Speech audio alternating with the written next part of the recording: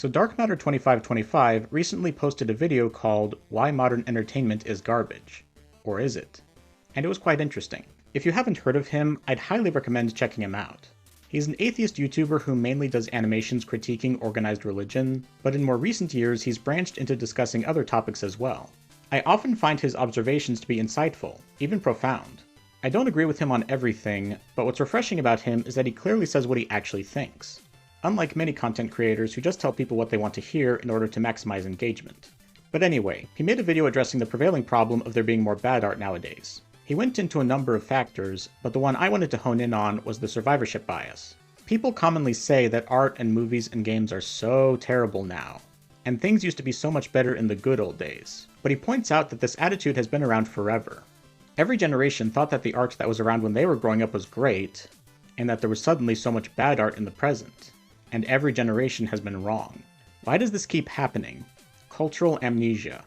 If you think of films from the 70s, you probably think of films like Star Wars or The Godfather. You're probably not thinking of films like Vampire Hookers. The reality is that every era has had lots of good art, lots of mediocre art, and lots of bad art.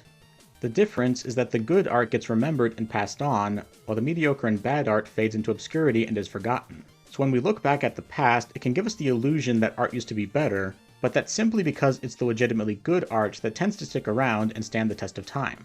In many ways, time is a very effective filtering method when it comes to distinguishing good art from bad art. The problem with art in the present is that there hasn't been enough time for this filtering to take place, and we're still in the stage where it's hard to tell for sure what's good, what's bad, and what's mediocre. Some titles that people might have loved in the moment turn out to be overhyped and don't have lasting appeal, while other titles that might have been overlooked or dismissed during their initial release will gain greater appreciation over the years. And some titles that are beloved when they first came out are still beloved years later. But it takes time for these things to be determined, and so art in the present is always going to be at a disadvantage compared to art in the past. Especially since bad and mediocre art in the present will still be fresh in people's minds, while bad and mediocre art from the past has had time to fade from memory, both on an individual and cultural level. Personally, this is why I generally don't engage with brand new releases, and why I'm focusing more on the past and going through gaming history bit by bit. It's not because there's no good games anymore, but simply because it's much harder to tell with brand new releases. What are the best games of 2024? At the time of writing, it's hard to say, as we're still too close to their releases to be sure. But if you ask what the best games of 2014 or 2004 are, it's much easier to figure that out. Because the games that are still talked about and praised from those years have had enough time for their actual quality and relevance to solidify, and have withstood years of scrutiny and still passed with flying colors. So in my opinion, the best method for finding legitimately good art is to look to the past, even the recent past, rather than focusing so much on the shiniest new releases.